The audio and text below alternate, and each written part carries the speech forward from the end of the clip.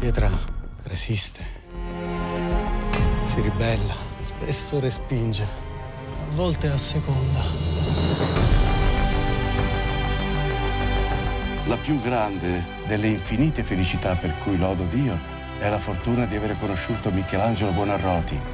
Per questo ho potuto scrivere di lui molte cose, tutte vere. Quel tipo di bianco io non l'avevo mai visto nella pietra. Ci misi giorni a scegliere il materiale più puro, che sembrava essere stato creato apposta da Dio per me, per le mie mani, che ne facessero opere eterne.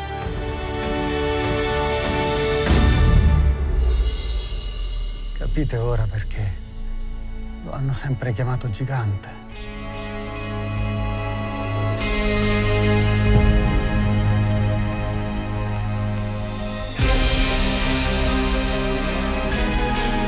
Per me si va nella città dolente, per me si va nell'eterno dolore, per me si va tra la perduta gente. Lasciate ogni speranza, voi che entrate.